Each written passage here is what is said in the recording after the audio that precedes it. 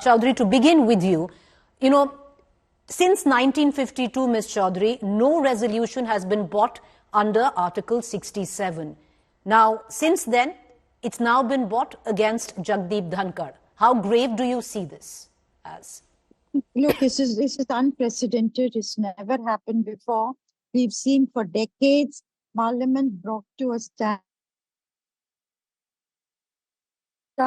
A lot of acrimony between the two sides, and yet they would, after that, be able to sit down and find a way out.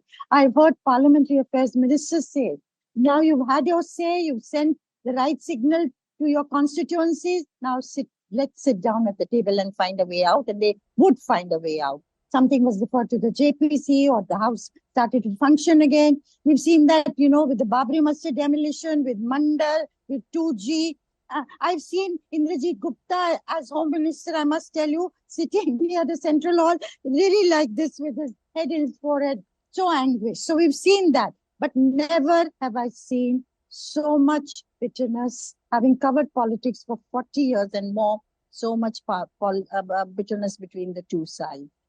You're absolutely right, a complete breakdown of communication, forget dialogue. And this is painful for the people of India to see our parliament in this fashion. Something has to give way. It cannot go on like this. And both sides are to blame. Both sides will have to climb down for the House to function. They owe this to the people of India. They cannot continue like that, to treat the people of India like this. We've elected these people to be there to speak about our problems. They cannot do this to Parliament of India. Dr. Nasir Hussain and Shehzad, I think those are wise words coming in from Neerja Chaudhary. But Dr. Hussain, let me take that question to you. Since 1952, till date, under Article 67, a motion as such hasn't been moved against the chair of the Rajya Sabha. You have done so. You have done so, Dr. Hussain, despite knowing very well that this is going to be symbolic, it's going to be just tokenism, because the numbers in Rajya Sabha doesn't warrant that you even have a chance of an impeachment or a removal, because you stand at 85. Number two, Dr. Hussain, is you don't even have the set number of days to actually get this motion to a pass where it actually comes to a vote. Then why do it?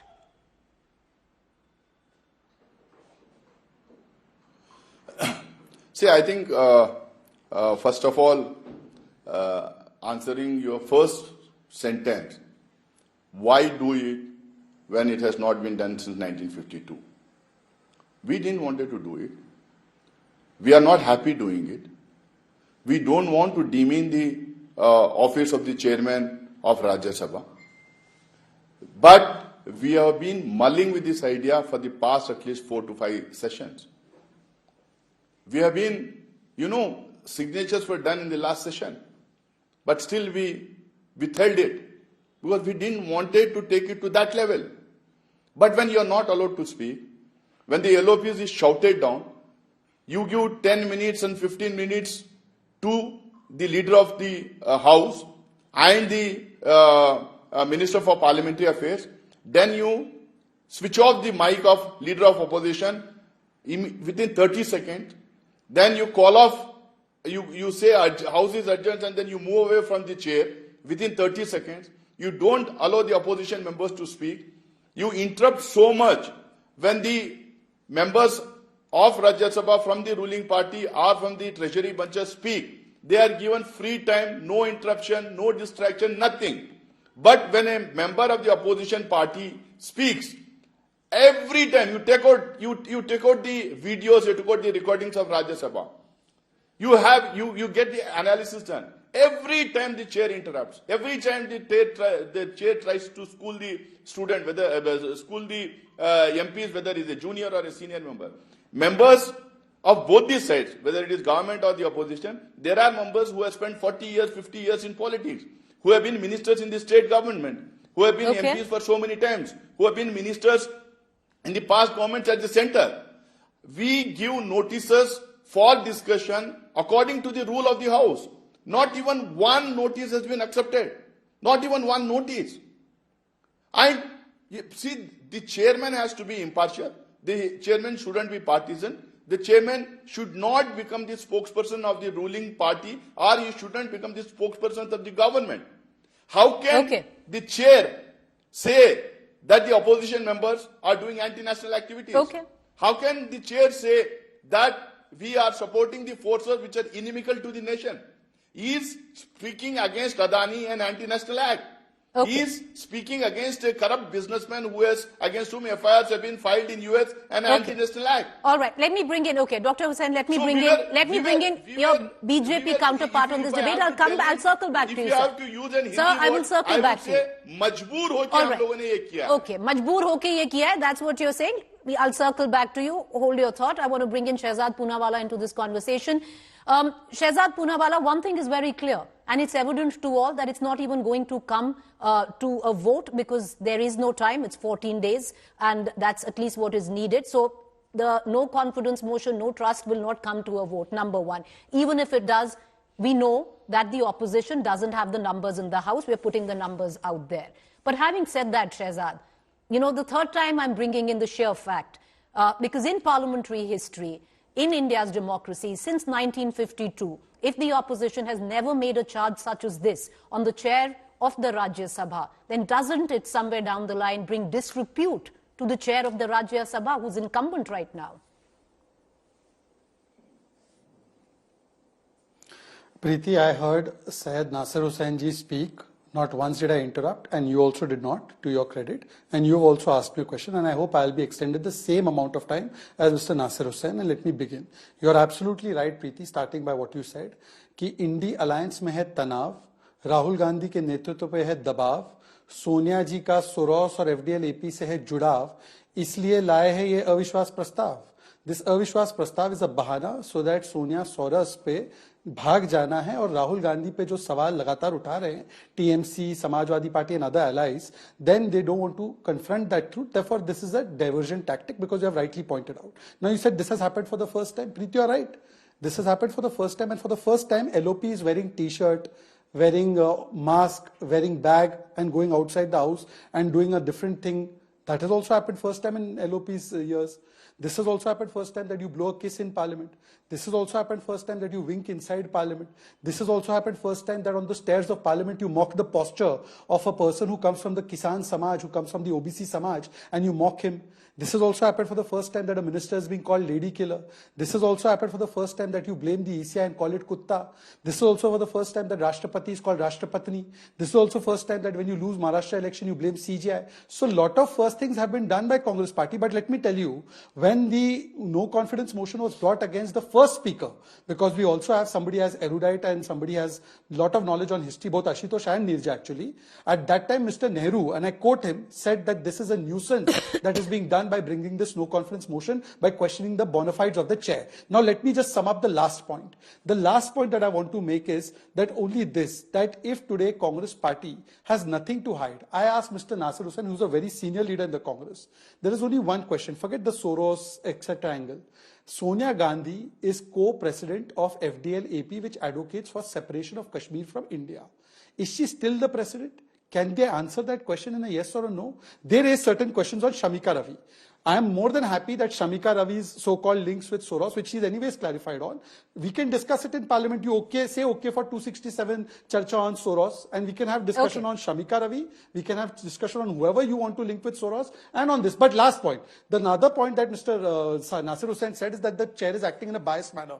I don't go on hearsay. This is India Today report. Rajiv Shukla walked up to the chair, Mr. Kurian, whispered, adjourn the house, and the house was adjourned. This is bias. This is when the chair acts like a karyakarta, when live proceedings were put down during the Andhra bifurcation bill, and when 10,000 notices of 267 were given between 52 to 2004, and only about 10 or 15 were admitted.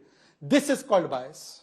All right, okay. I want to cut across and go to Ashutosh and bring in Rajat Sethi into this conversation, because Ashutosh, it's, in recent Indian democracy, we haven't seen the kind of trust deficit that we see. But we also see now a concerted push by the India Alliance and a growing trend of using constitutional platforms for political battles. Do you see this one such thing? Preeti, before answering your question, I would like to read out what on 11th June 2024, RSS Chief Mohan Bhagwat has said. He says, it is called opposition. It should not be considered an adversary. Their opinion should also come to light. There is dignity in contesting elections. That dignity was not maintained. There is decorum even in contesting election. That decorum was not followed because it is necessary to follow decorum because the challenges before our country have not ended. These are not my statements. RSS chief is saying that opposition should not be treated like an adversary. Fortunately or unfortunately, today, there is no trust deficit. Forget about trust deficit. There is a total breakdown between the opposition and the government. No trust, absolutely of no trust, and both treat each other as enemies, and both are trying to score points over each other. But since Mr. Dhankhar has taken over as the chairman of the House, I'm sorry to say this with all due respect to the chair, there is a brazen partisanship. And that brazen partisanship is acknowledged by each and everybody who's watching. If he's not blind, watch just the Rajya Sabha proceeding which is going over there. I'm extremely sorry to say this. It really hurts me. Because I've also watched... Ashutosh, would you come back and answer the question that I asked you as well, and I'll go and bring in Rajat Sethi. Because, you know, it does seem that you're seeing it on various platforms. It's just not here, where the platform is constitutional, but the opposition is fighting a political battle there. No, the government is also fighting a political battle. Why only blame opposition? See, this is the same opposition. Okay. This is the same parliament. This was the same government when Venkaiah Naidu was the vice president, the chairman of the House. There was a difference of opinion.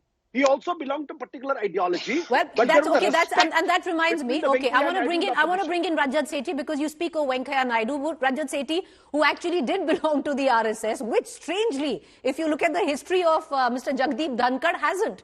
But to call himself, and you know, because why is it that the opposition today is saying that the upper house, the Rajya Sabha, is being run by politics and not rules, and why there's bipartisan, the way it's been run. The question that I'm asking you, Rajat, is because there are examples, and I'll give you two. Number one, you have the chair which says that I'm an eklavya of the RSS. There's nothing wrong, and no rule suggests that the Rajya Sabha speaker cannot align with an ideology or even be a part of a group, number one. But then when you have the, Rajya Sabha LOP standing, you have Mr. Kharge who's criticizing the RSS, you expunge that speech, number one.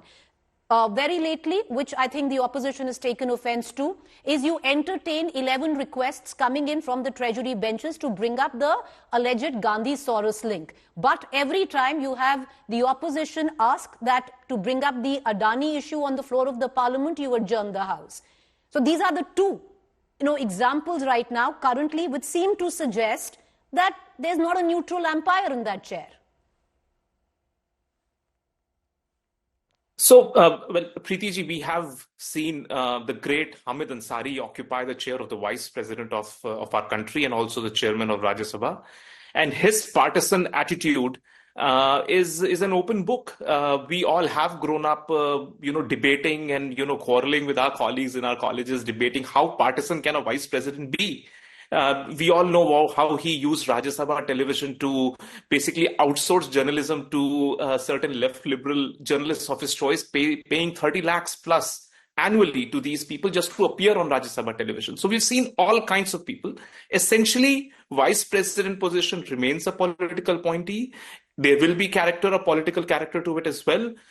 And largely, BJP has been in the opposition, and they never stoop to a level where you start attacking constitutional posts like this. Here, the opposition, which is largely Congress party, seems restless. They are in a supposed hurry wherein they want to prove a point. I don't know what point they are looking to prove, but certainly they are in a hurry. Another thing that I wanted to point out here is, if you have certain issues, you can say that this person is partisan. The same you go on and attack the Chief Justice of India. The day he was demitting office, a week prior to that, every single opposition leader was going out and attacking the Chief Justice of India, of all people. So my point is that one constitutional chair after the other, election commission remains a constitutional body. There is a habit, there is a charitra that if you are not getting your way, you go out and attack all of these positions, constitutional positions, which so far, even the opposition, when BJP was in the opposition, they steered away from attacking them. Things were not falling in their place at all these years and decades. They still patiently kept working. That's how the opposition has to show, because see, ultimately they are setting up an example and public is watching. How would they want to come up and position themselves as a more hard-working organization which is going to work for the people's interests instead of bypassing all democratic processes? Okay. All right. Okay. Dr. Hussain, but Rajat, you are right that it's a political appointee, but at least, maybe not in the recent history, but we've seen the role of the speaker somewhere down the line as being neutral. We've had the prime example of Mr. Somnath Banerjee, where his own party got upset with him for being way too neutral. And Neerja Chowdhury, I'm sure, your memory and your experience is far richer than most of us here. Do you see that there is a partisan, attempt by the chair? And rightly pointed out with what Rajat Sethi has, said, it's happened in the past, even when the UPA was in power. And now what we're seeing is maybe a continuation of that, but it wasn't so earlier. Well, in the past also, there have been examples. It's not to say that this didn't happen in the past. But yes, the chair of the Rajya Sabha could have been more even-handed with the opposition than he has been. He's a very senior person. He's a skillful lawyer and experienced, an old hand really. He's been around since the days of Mr. Devilal and Vishwanath Pratap Singh. And I would say if the opposition, suppose the opposition is all wrong, whatever they are saying, and very unfair. If so many MPs of the opposition feel so strongly and strongly enough to bring an impeachment motion, that's not a light thing to do. That's a very serious business. This has never been done before. If they feel so strongly, Mr. Dhankhar can just sit across the table with them. What is it that you feel? Where have things gone wrong? How do you set it right? And even today, everything, whether it's Adani, whether it's Soros, whether it's Sambal, whatever the issues, single issue should be discussed on the floor of the House, not in TV channels, because that is the role the party is supposed to play. And I think, I don't know what's going to give way at this stage, because the blame game just continues. Hum aapko thokenge aur hum aapko thokenge. And I think the time may have come when the Prime Minister may need to take the initiative, call Mr. Kharge, call some other opposition leaders, defuse the situation, find a way out. Because to decompress, time now to decompress, because you've practically reached the point of no return.